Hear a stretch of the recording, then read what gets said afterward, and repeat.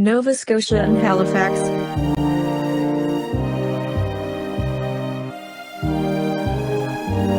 Table of Contents, Halifax in Nova Scotia.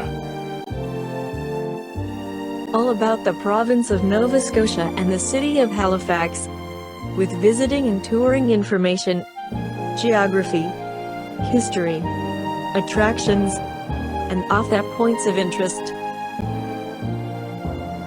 Dr. Sydney Soclof.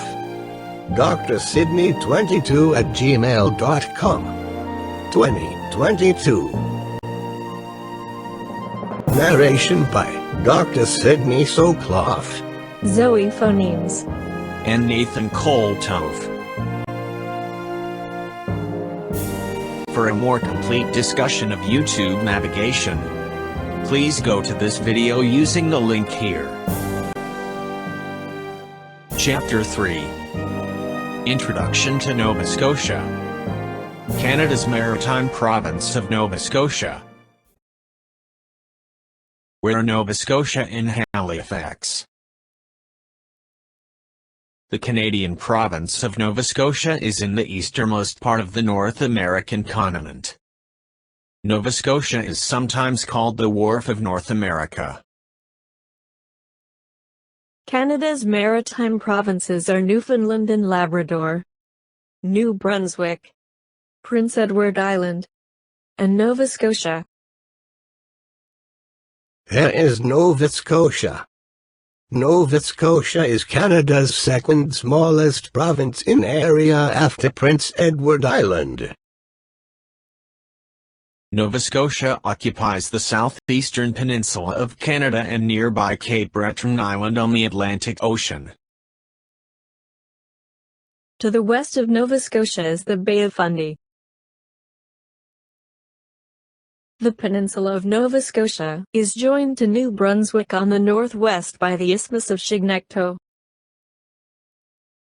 The Strait of Canso separates the peninsula from Cape Breton Island on the northeast. To the northwest is the Gulf of St. Lawrence.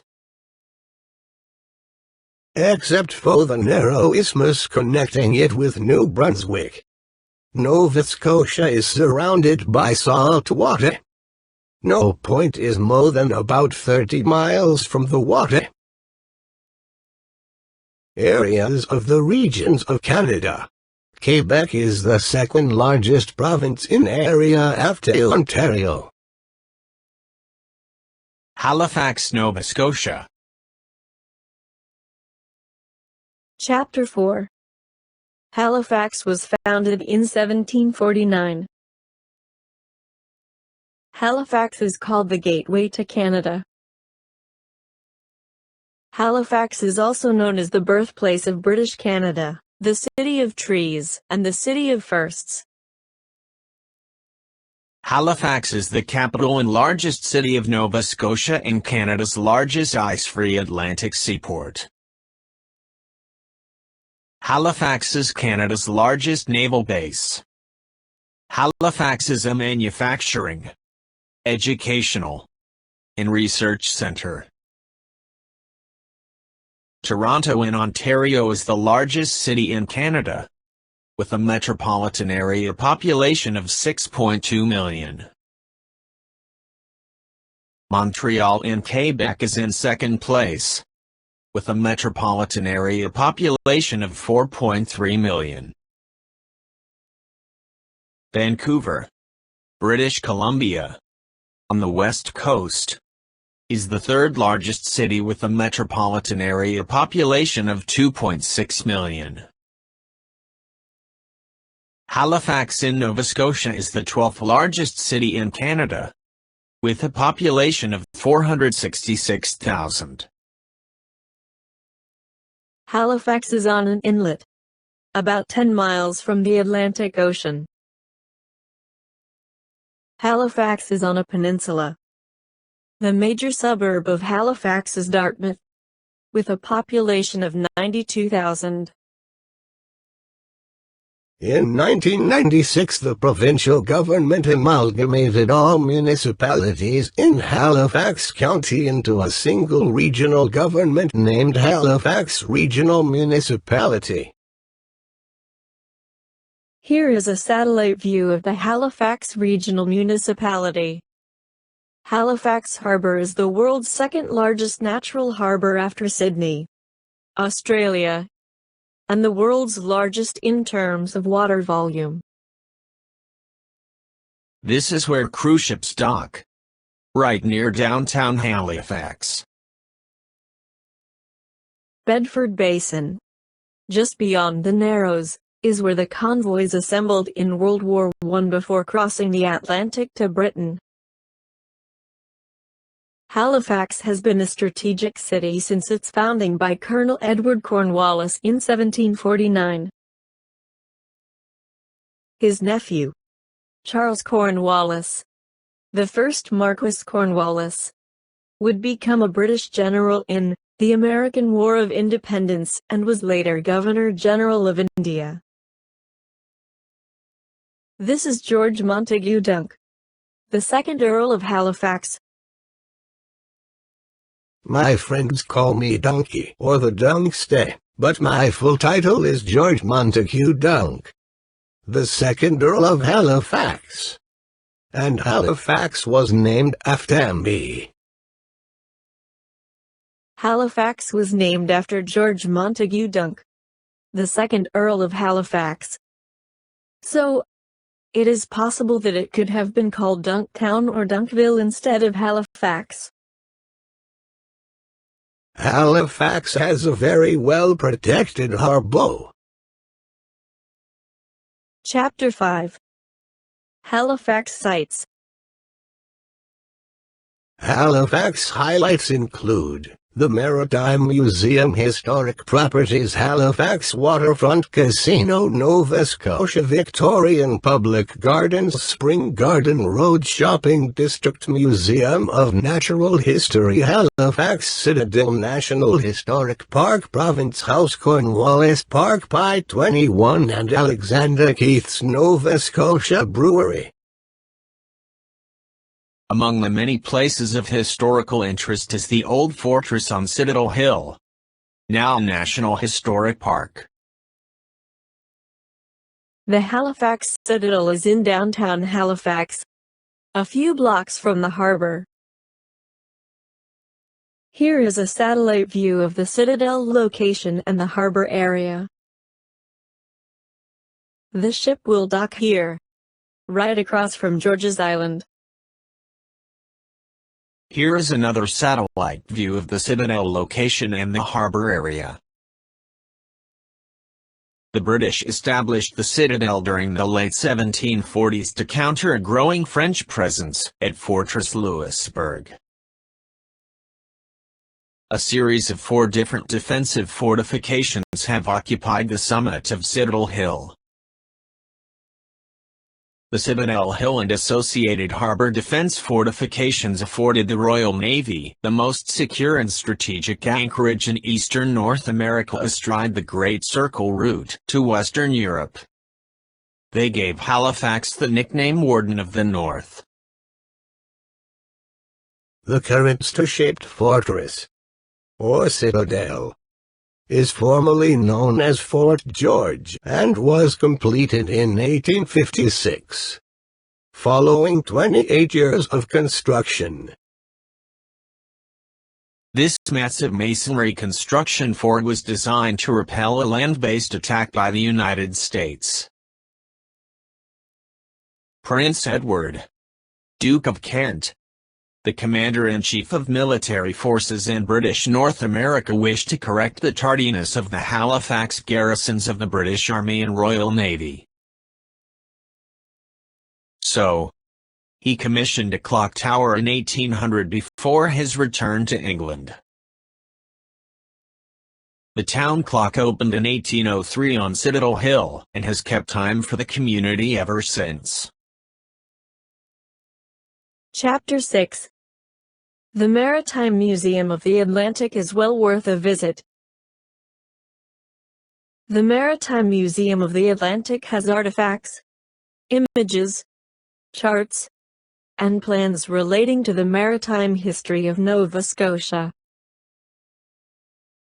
The Maritime Museum of the Atlantic is in downtown Halifax, at the waterfront and not far from where the cruise ships dock. Some of the major exhibits of the Maritime Museum of the Atlantic are artifacts from the Titanic. These artifacts were pulled from the water within weeks of the sinking by ships from Halifax searching for Titanic victims. The exhibit features wooden artifacts collected at the scene of the disaster, including one of the only Titanic deck chairs known to exist. Harbor Walk is about a 1-mile walk along the Halifax waterfront with many points of interest along the way, including the Maritime Museum of the Atlantic. This is a view of the waterfront walk. Historic properties are 3 city blocks of Canada's oldest surviving group of waterfront warehouses, and some of North America's finest Victorian Italianate facades. Historic properties are on the Halifax waterfront. This is a view of the historic properties. Province House, 1811 to 1819, is where the Nova Scotia legislature meets. Pier 21 was a passenger terminal for transatlantic ocean liners from 1928 to 1971. It was known as the Gateway to Canada. Pier 21 is on the Halifax waterfront and was the point of entry for 1 million immigrants and refugees and the departure point for Canadian troops during World War II. Pier 21 is immediately adjacent to the cruise ship terminal at Pier 22. Just exit the terminal and turn right, and you are there. Pier 21 is often compared to Ellis Island. Pier 21 was renovated and reopened as a Canadian National Historic Site in 1999. It now houses a museum dedicated to the millions of people who passed through its doors. Alexander Keith's is a Canadian brewery founded in 1820 in Halifax by Alexander Keith, who emigrated from Scotland in 1817. Alexander Keith's is Canada's oldest working brewery. Actors in period costumes will lead you back in time as you learn about the beer, the brewery, and life in Halifax in 1863. This shows where Alexander Keith's brewery is located. Halifax has 5 universities, including Dalhousie University, the largest post-secondary educational institution in the Maritime provinces. Dalhousie University offers a wide array of programs, including medical and law programs. This is a view of Halifax Harbour. The motto of Halifax is "Riches from the Sea." These are modern buildings in downtown Halifax. This is a view of the Halifax Harbour at night. The sights and sounds of Halifax can be enjoyed with a full-day pass aboard an authentic London double-decker bus. 3 tours are included in the price of the full-day ticket, with a total of about 1.5 hours for the 3 loops. These British double-decker tour buses are equipped with GPS receivers for the complete narration of the sights.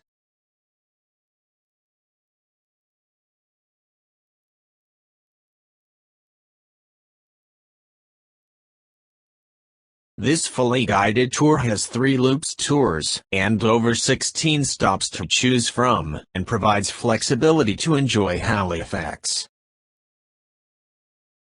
These are the stops of the hop-on, hop-off buses. Maritime Museum of the Atlantic. Historic Properties Duke Street. Art Gallery of Nova Scotia Province House. Alexander Keith's Nova Scotia Brewery. Pier 21 Cruise Ship Pavilion. Pier 20 Halifax Waterfront Boardwalk. Point Pleasant Park. Golden Gates. Our Lady of Sorrows Cemetery.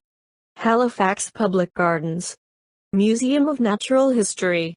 Spring Garden Road Shopping District.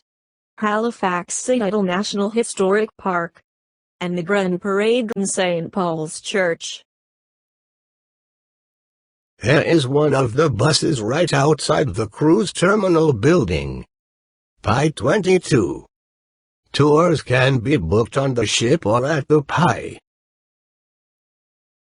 A variety of harbor tours are also available. Theodore is a replica of the famous Theodore tugboat from the children's TV series. Chapter 7. The Halifax Explosion. The Halifax Explosion, December 6, 1917. The devastating explosion in Halifax Harbor on December 6, 1917, brought the horrific carnage and destruction of the First World War to Canada's doorstep. The blast, which is said to have been the largest man-made detonation before the invention of the atomic bomb, leveled approximately 1 square mile of Halifax. Halifax Harbor was Canada's maritime centre during the First World War. Troop transports, supply vessels, and warships filled the crowded waters around the city, embarking and returning from the war effort. On the morning of December 6, 1917, two such vessels, the Emo, a Norwegian vessel, and the French munitions ship Mont Blanc, collided at the narrowest portion of the harbor. In a flash of light, the Mont Blanc exploded only 20 minutes after the initial collision. Communication links with the outside world were destroyed by the explosion, making the relief effort even more difficult. This is one of the few messages that got out. Over 200 people died, and up to 9,000 were injured. This shows the extent of the devastated area.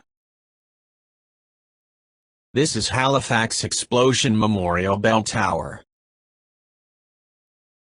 This is a view of Halifax Harbor and skyline.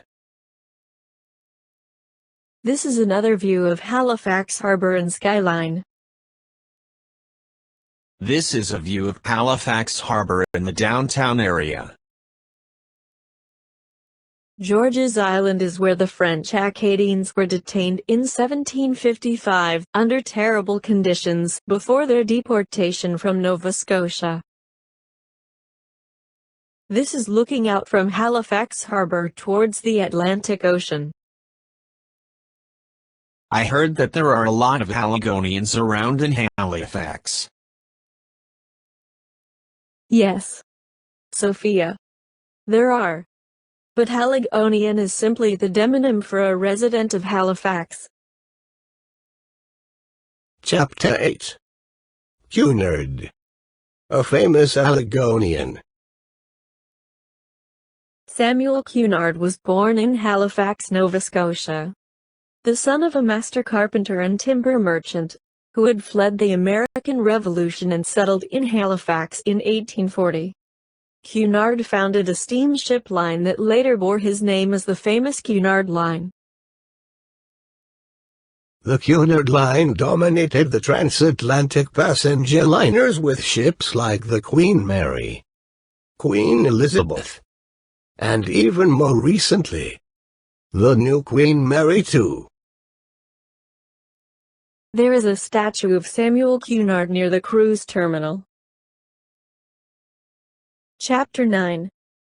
What time is IT in Halifax? Here are the Canadian summer time zones. Halifax is in the Atlantic time zone, 1 hour ahead of Eastern Time and 4 hours behind Greenwich Mean Time or UTC. Note that the province of Newfoundland and Labrador has Newfoundland Standard Time or NST, which is 1/2 an hour ahead of Atlantic Standard Time.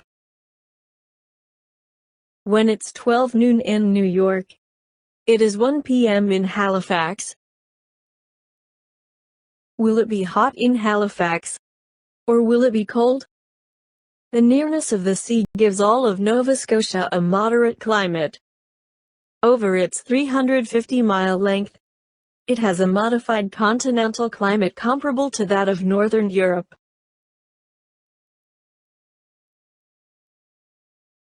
Here are average high and low temperatures in degrees Fahrenheit throughout the year in Halifax. Rarely does the temperature exceed 88 degrees Fahrenheit, 31 degrees Celsius, or fall below 14 degrees Fahrenheit, -10 degrees Celsius, anywhere in the province. Here are average high and low temperatures in degrees Celsius throughout the year in Halifax. Here is the average number of days per month with precipitation in Halifax. We see substantial rain all year long, with the rainfall increasing in the winter months, reaching a peak in December and January, where it rains nearly every day. The yearly total, however, is just 47 inches, or 120 centimeters. Chapter 10. The Money of Canada. Currency exchange rates can change daily. For the latest exchange rate, click on this icon. This is the exchange rate between the US dollar and the Canadian dollar. Chapter 11. Nova Scotia is from Latin and means New Scotland. The equivalent expression in French is Nouvelle-Écosse. Nova Scotia is called Canada's ocean playground. The Northumberland Strait, the Bay of Fundy, and the Atlantic Ocean are never more than 35 miles away from any spot in Canada's ocean playground. This is a satellite view of Nova Scotia. Here is the population of the provinces of Canada, going east to west. The total population of Canada is 38 million. The provinces of Ontario at 14.8 million and Quebec at 8.6 million are the most populous provinces of Canada. Here are the maritime provinces of New Brunswick, Nova Scotia, Prince Edward Island, and the province of Newfoundland and Labrador. Nova Scotia has a population of about 1 million, putting it in 7th place among the provinces of Canada. Although the population of Nova Scotia is small, it is the highest population of the maritime provinces. Here is Nova Scotia and the neighboring provinces of New Brunswick and Prince Edward Island. The provincial capital, Halifax, has a 7-mile-long ice-free harbor that serves as Canada's principal winter Atlantic port. Both the past and the present of Nova Scotia are tied closely to the maritime life of fishing, shipbuilding, and transatlantic shipping.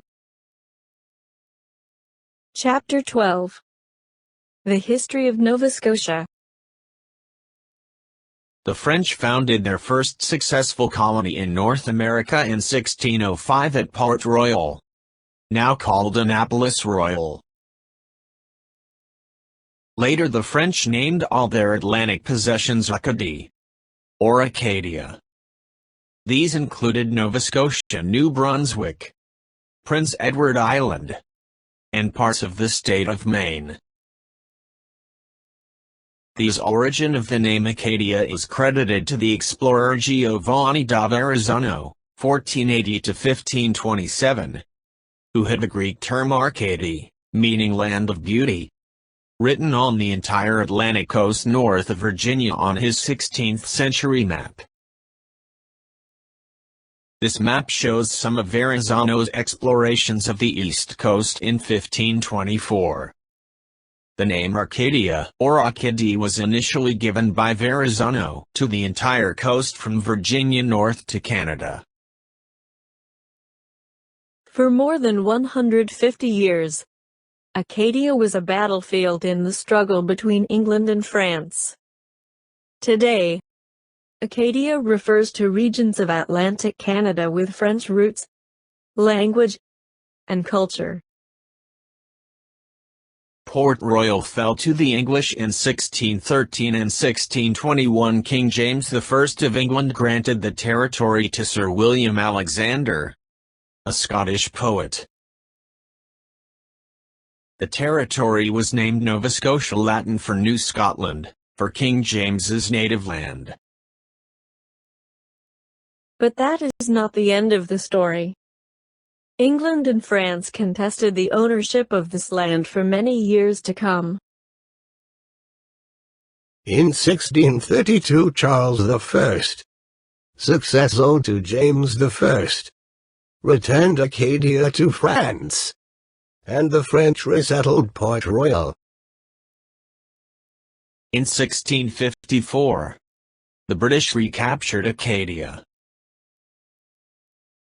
In 1667, Acadia was returned to France. In 1690, British troops captured Port Royal and gained control of Acadia. In 1697, French rule over Acadia was restored once more. In 1710, the British took Port Royal for the last time and renamed it Annapolis Royal. Annapolis Royal honors Queen Anne (1665–1714) and is formed through a mix of the former French name Port Royal and the combining of the Queen's name with that of Polis, the Greek word for city. Annapolis Royal served as the first capital of the colony of Nova Scotia from 1710 until the founding of Halifax in 1749. The British Army built Fort Anne to defend the colonial capital from seaward attacks. Today, much of the original earthen embankments and some original buildings of the military facility are preserved for tours by the public. In 1632, Charles I, successor to James I, returned Acadia to France, and the French resettled Port Royal in 1654. The British recaptured Acadia, but in 1667 it was returned to France. Again in 1690, British troops captured Port Royal and gained control of Acadia, but in 1697, French rule was restored once more. Finally, in 1710, the British took the settlement for the last time and renamed it Annapolis Royal. By the Treaty of Utrecht in 1713, Britain got all Nova Scotia or Acadia except Ile Saint-Jean, now Prince Edward Island, and Ile Royal, now Cape Breton Island. Chapter 13. The expulsion of the Acadians from Nova Scotia.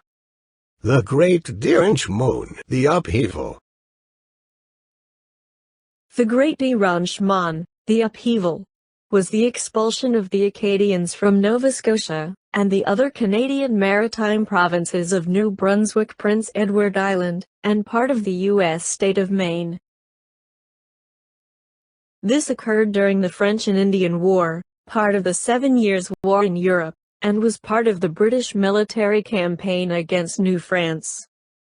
Approximately 11,500 Acadians were deported. Among the legends that permeate the province is that the poet Henry Wadsworth Longfellow told in his tale, Evangeline, an account of the deportation in 1755 of the French inhabitants by a fearful British governor. A statue honoring the fictional Acadian heroine marks the site of Grand Pre, the village from which some of the Acadians were expelled in the 1750s. Many deported Acadians resettled in the Bayou country of southern Louisiana, where the name Acadian was corrupted to Cajun.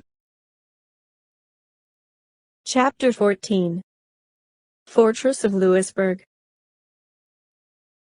In 1717 France started constructing the mighty fortress of Louisbourg on Cape Breton Island. In 1749 Britain founded the city of Halifax and fortified it to offset this threat to its safety. The fortress of Louisbourg was captured by the British under General James Wolfe in 1758. By the Treaty of Paris in 1763, Cape Breton Island, together with most of Canada, was ceded to Great Britain. New Brunswick and Prince Edward Island became separate colonies in 1769 and 1784, respectively. With the founding of Halifax, many English, Irish, and New Englanders arrived in 1753. German, Swiss, and French immigrants founded Lunenburg. About 20,000 United MP Loyalists from the United States came to Nova Scotia during the American Revolutionary War from 1782 to 1783. Scottish Highlanders settled on the eastern mainland in Cape Breton Island from 1773 into the early 1800s.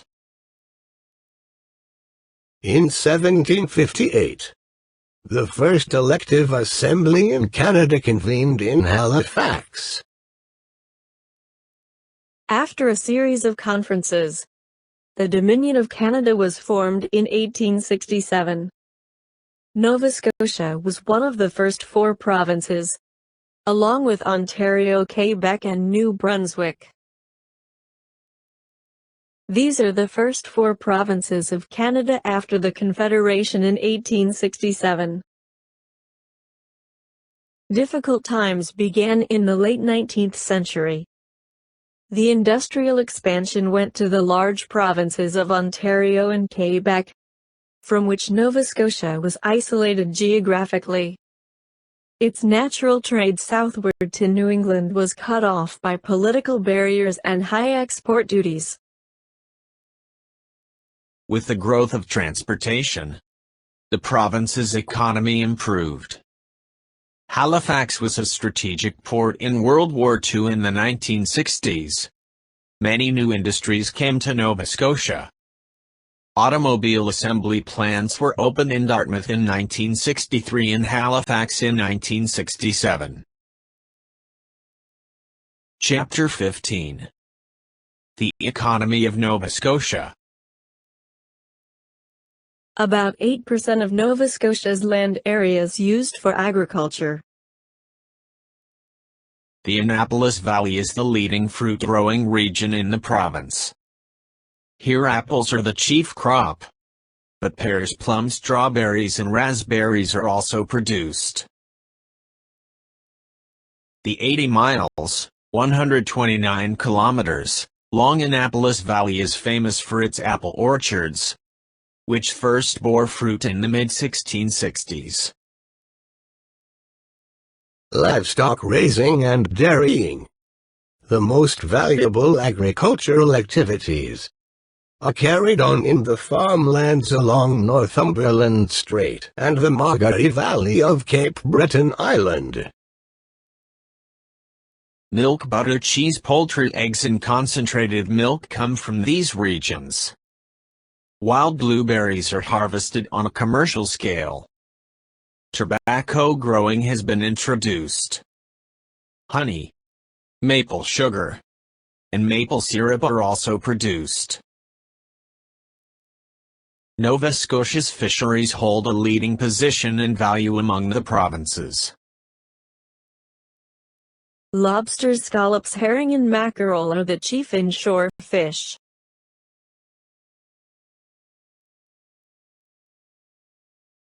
The chief offshore, or deep-sea fish are cod, haddock, flounder and sole.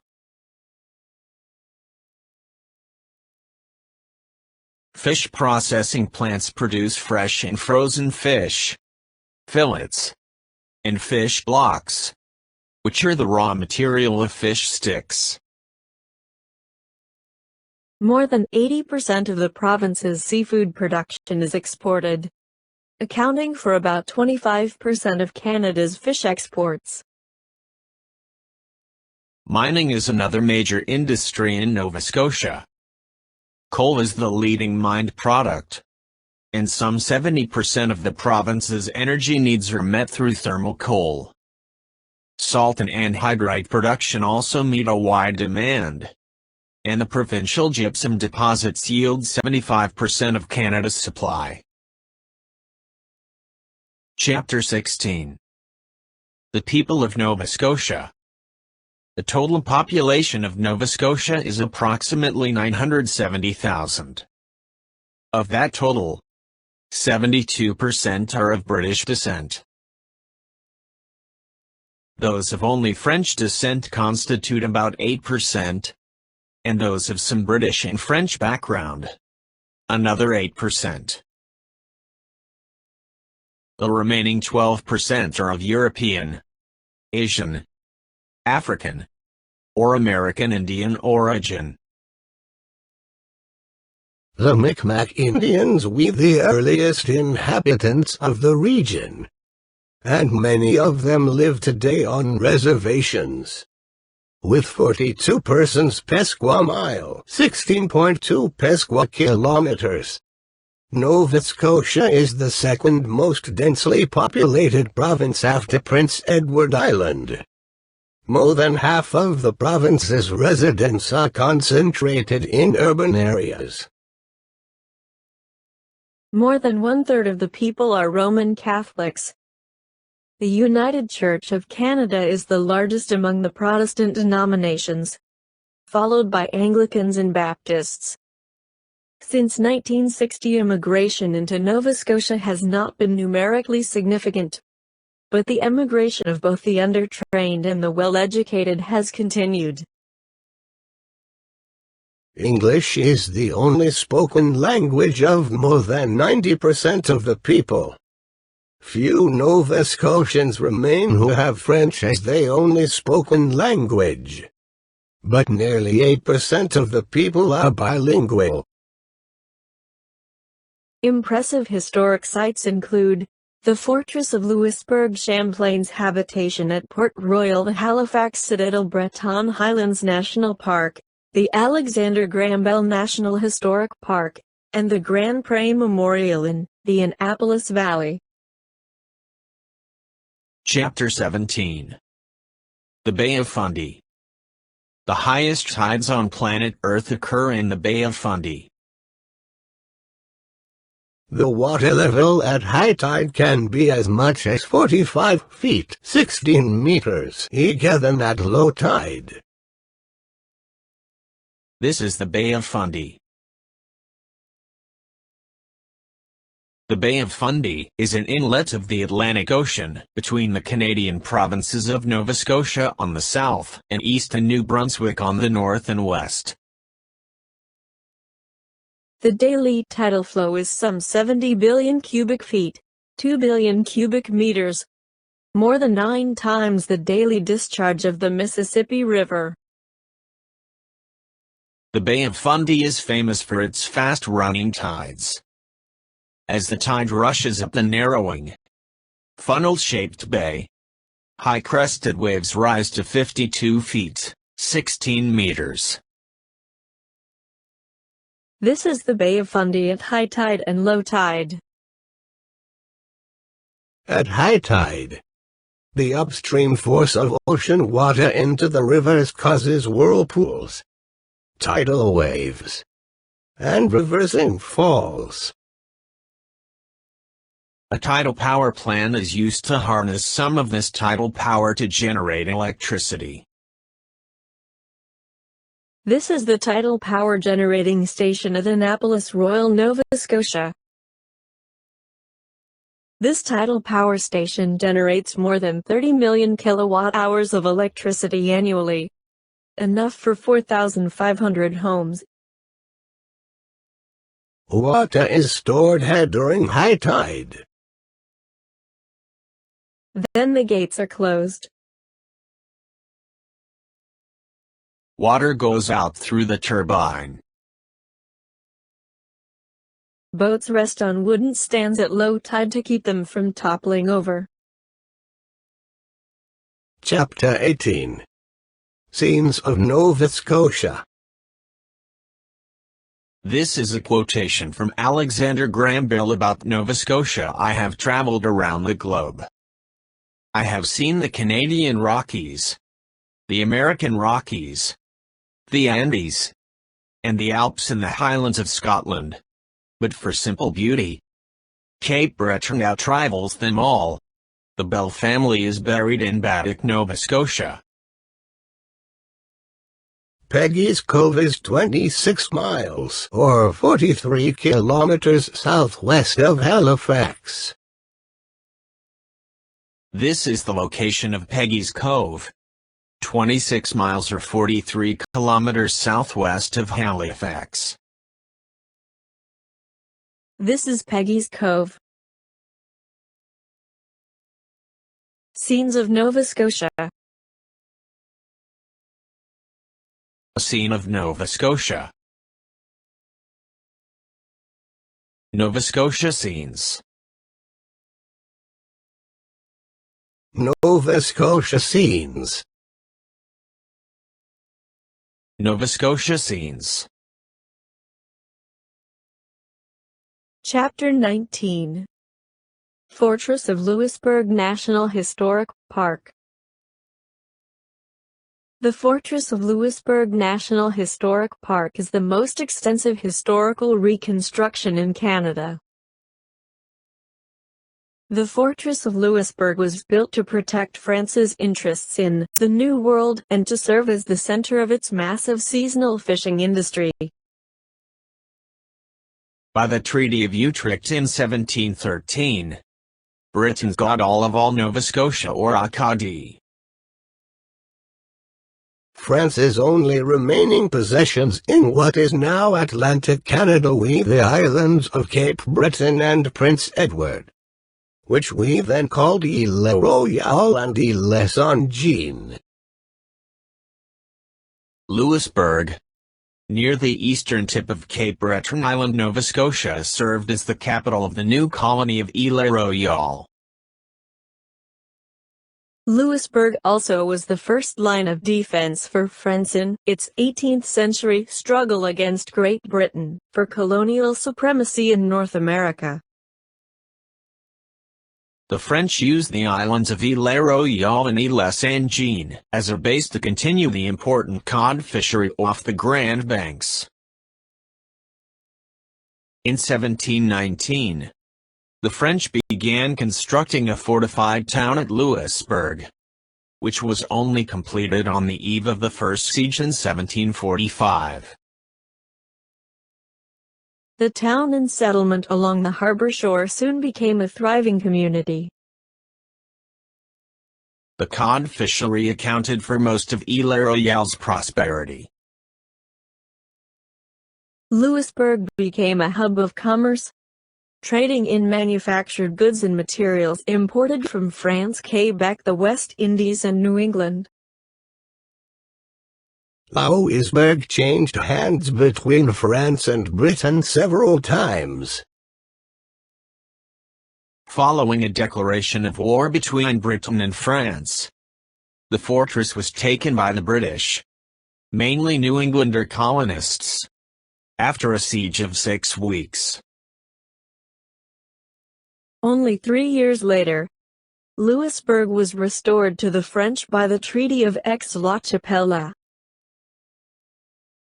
In 1758, Louisbourg was besieged a second time. Louisbourg was impossible to defend without a strong navy to patrol the sea beyond its walls. Attacking with 13,100 troops supported by a 14,000 crew on board 150 ships. A British army captured the fortress in 7 weeks. Determined that Louisbourg would never again become a fortified French base, the British demolished the fortress walls.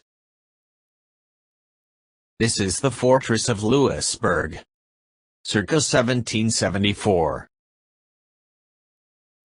In 1961, the Government of Canada began a $25 million project to reconstruct approximately 1/4 of the original town and fortifications.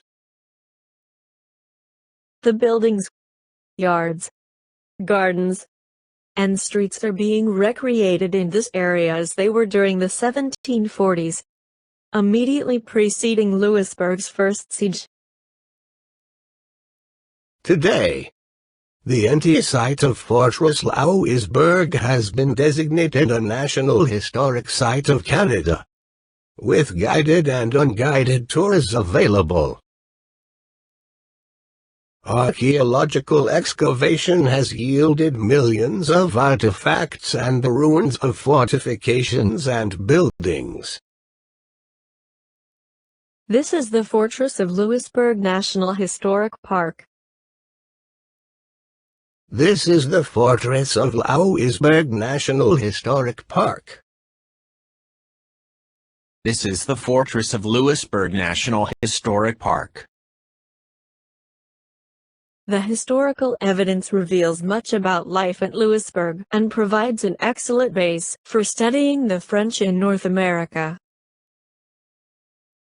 This is the Fortress of Louisbourg National Historic Park. This is the Fortress of Louisbourg National Historic Park.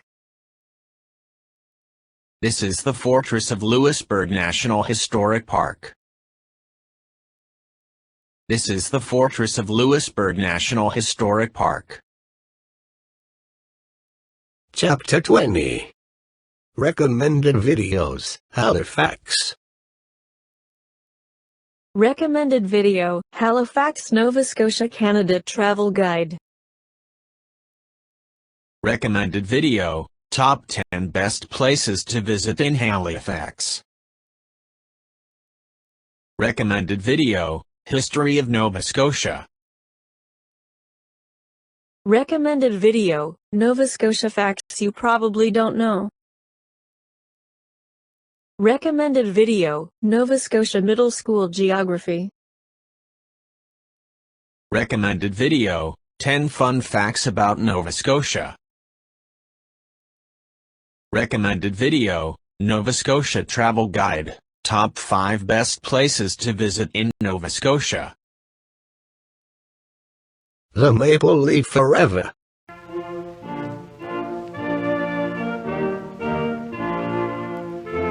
Table of Contents, Halifax in Nova Scotia.